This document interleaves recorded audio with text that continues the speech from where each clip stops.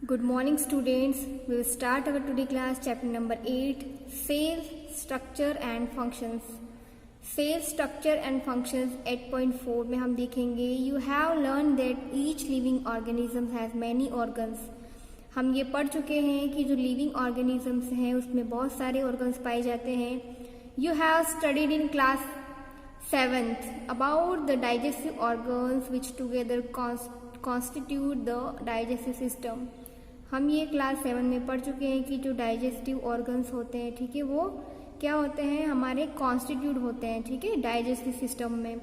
So different functions such as digestions, as stimulations and absorptions. Similarly, different organs of a plant perform specialized functions.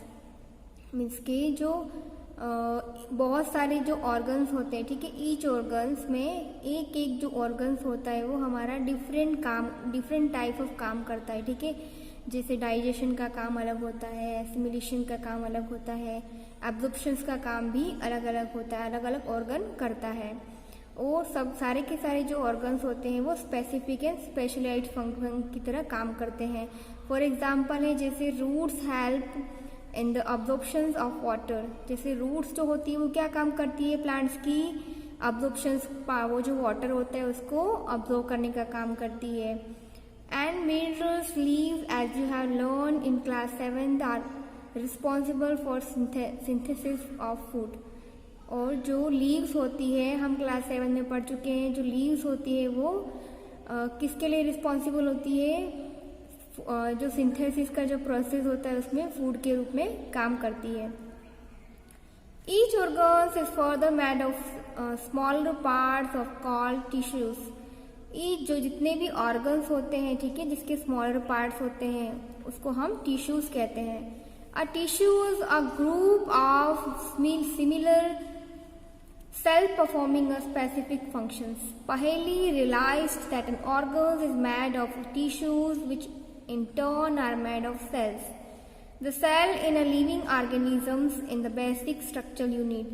जो हमारी cell होती है, ठीक है, वो लिविंग ऑर्गेनिज्म है और ये क्या है, बेसिक स्ट्रक्चरल यूनिट कहलाती है.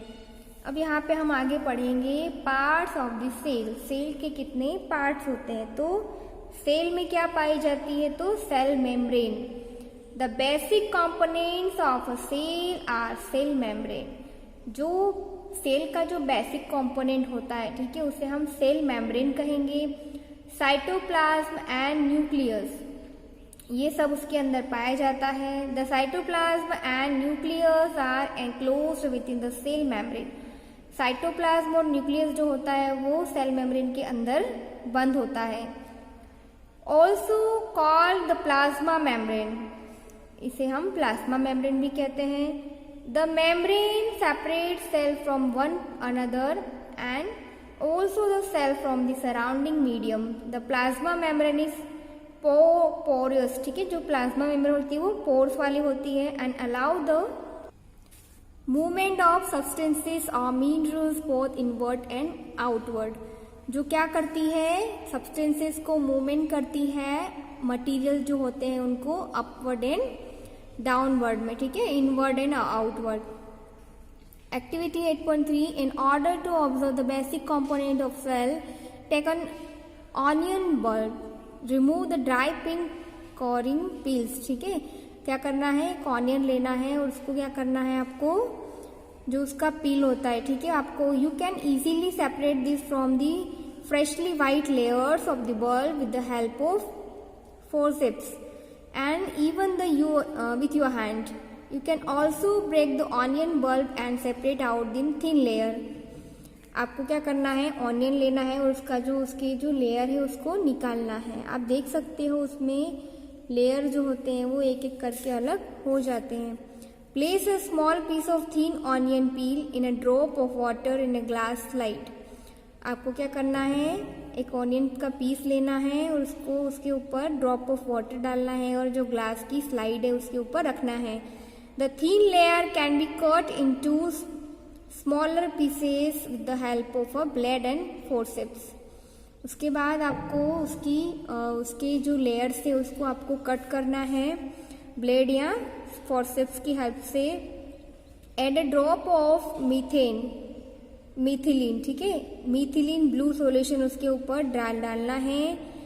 And place a cover slip on it, और उसके ऊपर कवर स्लिप लगा देनी है। While placing the cover slip ensure there the are no air bubbles under the cover slip, और आपको ये भी एंश्योर करना है कि जो कवर स्लिप है उसके अंदर एयर ना जा पाए, जिसकी वजह से जो बबल्स है वो कवर स्लिप के अंदर ना आ पाए। Observe the slide under the microscope, ये स्लाइड जो है वो माइक्रोस्कोप के अंदर ऑब्जर्व करना है, ड्रॉ करना है एंड लेबल करना है। You may compare it with figure 8.5, आपको जो फिगर 8.5 दे रखा है उससे कंपेयर करना है। ओके, सी दिस फिगर 8.5, आपको जो ऑनियन की जो पील है, ठीक है, वो कुछ इस तरीके से माइक्रोस्कोप के अंदर नजर आएगी। The boundary of the onion cell is the cell membrane, ये आप देख सकते हो कि ये जो बाउंड्रीज होती है, ठीक है, वो क्या होती है, इसको हम सेल मेम्ब्रेन कहते हैं। Covered by another thick covering called a cell wall. The central dense round body of the centre is called a nucleus, जो सेंटर में जो बने हुए होते हैं उसे हम क्या कहेंगे, nucleus. The jelly like substance between the nucleus and the cell membrane is called a cytoplasm. यहाँ पे जेली लाइक सब्सटेंसेस पाया जाता है, ठीक है, न्यूक्लियस एंड सेल मेम्ब्रेन, उसको हम क्या कहेंगे, cytoplasm. You have learned earlier that the cell membrane gives shape to the cell. In addition to the cell membrane, there is an outer thick layer in the cell of plant called a cell wall.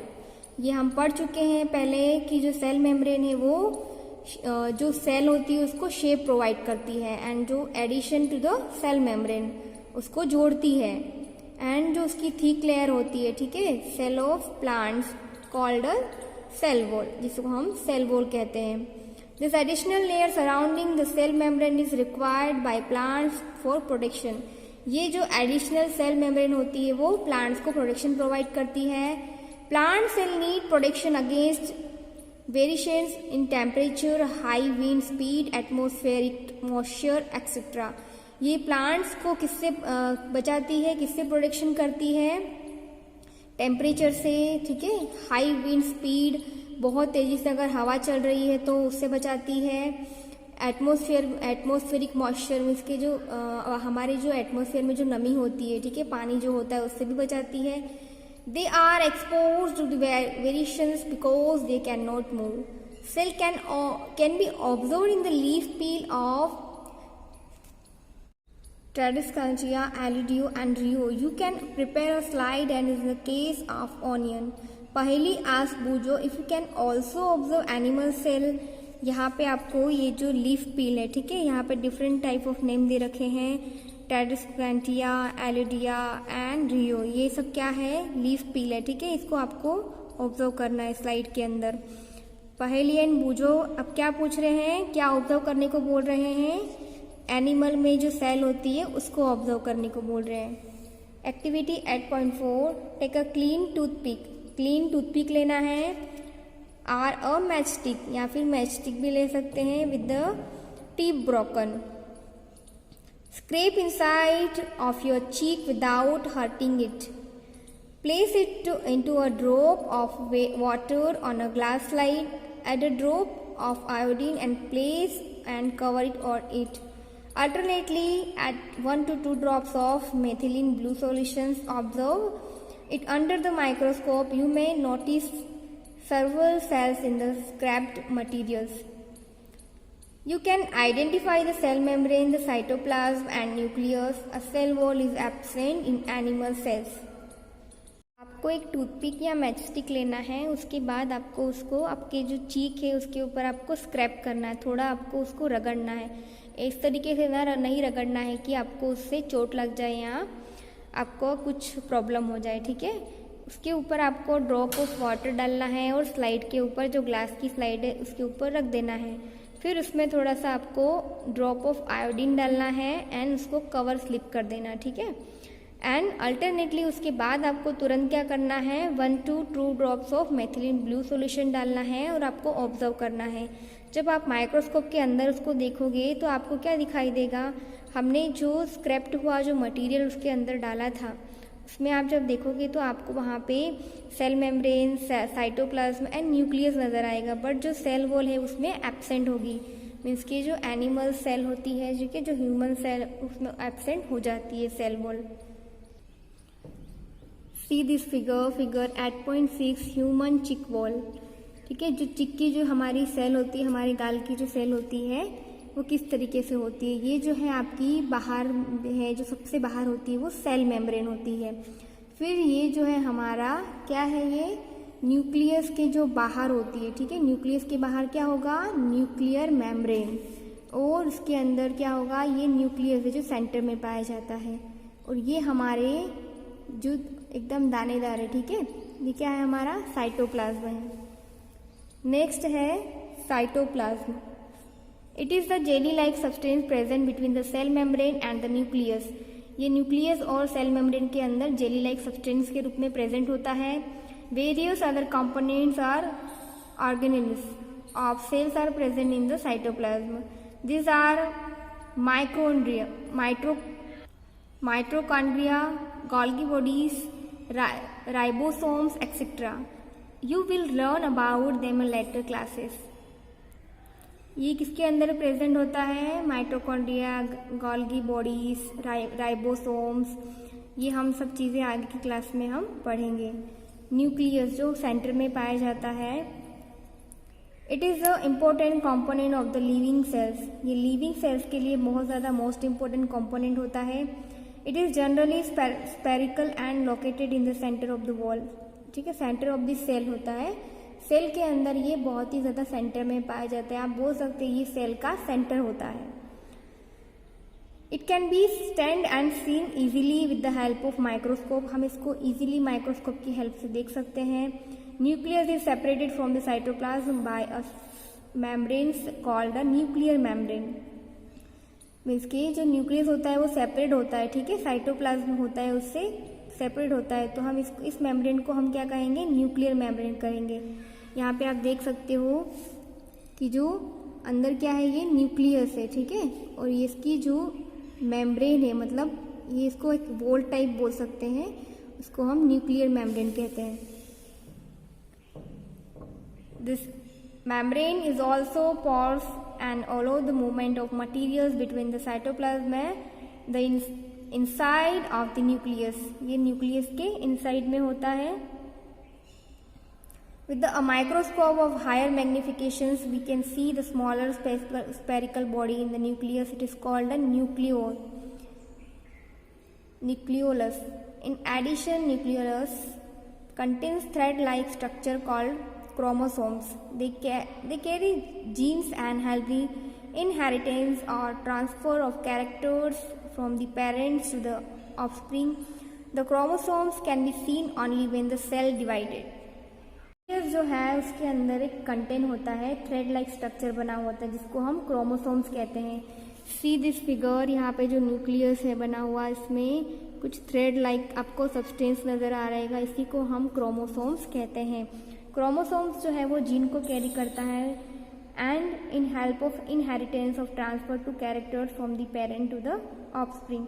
The chromosomes can be seen only when the cell divided. Chromosomes कहते होते हैं cell divided होते हैं। ठीक है, इसके हमारे parents के अंदर जो लक्षण होंगे वो उनके डॉटर या सन के अंदर आएंगे। जैसे फॉर एग्जांपल हमारे पेरेंट्स जो है वो लेफ्टी है, ठीक है, तो वो शायद उनके डॉटर या फिर सन में आ सकते हैं। अगर किसी को जैसे हेरिडिटी में होता है, डायबिटीज़ है, तो वो भी हो सकता है। प्रोटोप्लाज्म जो है वो लिविंग सब्सटेंस है। ठीक है, सेल का लिविंग सब्सटेंस है एंड ये क्या करता है, content of the living cell is known as protoplasm. ये जो होता है वो एक टाइप का कंटेंट होता है। ठीक है, जो लिविंग सेल के अंदर होता है। The nucleus of the bacterial cell is not well organised like the cell of multi cellular organisms. There is no nuclear membrane. The cell having nuclear material without nuclear membrane and stem to prokaryotic cells. The organism with this a kind of cell is called a prokaryotes. Prokaryotes मतलब जो primitive होता है, ठीक है, primitive कार्नियल nucleus. Examples are bacteria and blue green algae. The cells like onion cells and cheek cells having a well organized nucleus with the nuclear membrane are designed. Eukaryotic cells. All organisms then other than bacteria and blue green algae are called eukaryotes. इसके अंदर nuclear membrane नहीं पाई जाती है, ठीक है, जैसे यहाँ पे well organized like the cell of multicellular organism there is no nuclear membrane. nuclear membrane नहीं होती है, ठीक है. the cells having nuclear material without nuclear membrane, उसके अंदर जो सेल मटेरियल जो होते हैं, ठीक है, जो सब्सटेंसेस होते हैं, ठीक है, वो विदाउट न्यूक्लियर मेम्ब्रेन के होते हैं, उसे हम प्रोकैरियोटिक कहते हैं.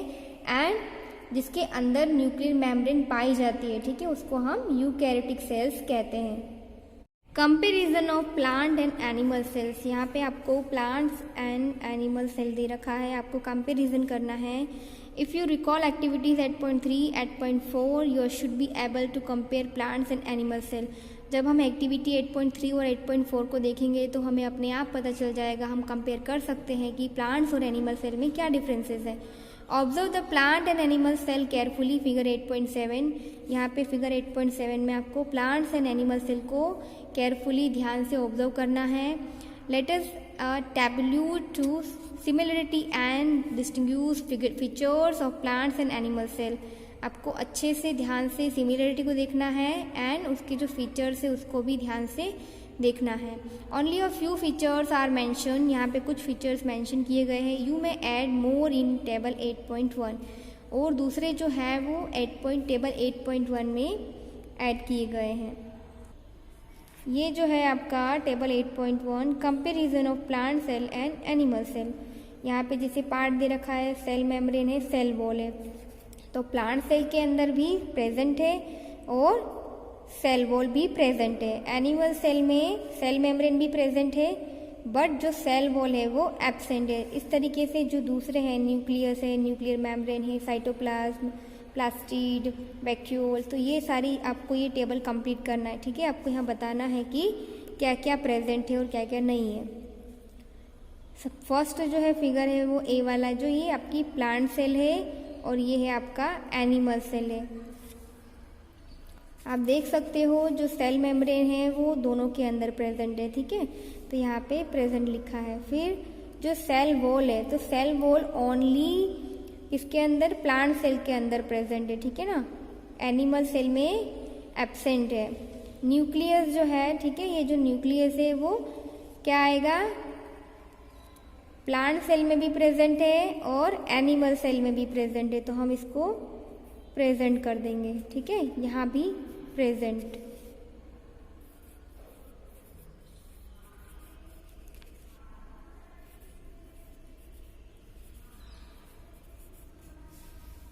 यहाँ पे हम देखेंगे न्यूक्लियर मेम्ब्रेन. तो न्यूक्लियर मेम्ब्रेन किसके अंदर, दोनों के अंदर प्रेजेंट है, ये आपको इस फिगर में देखना है और ये जो टेबल है उसको कंप्लीट करना है आपको. ओके, यहाँ पे आपका जो 8 चैप्टर है वो फिनिश होता है. आपको ये वाला जो डायग्राम है plant cell and animal cell का डायग्राम आपको अपनी नोटबुक में ड्रॉ करना है.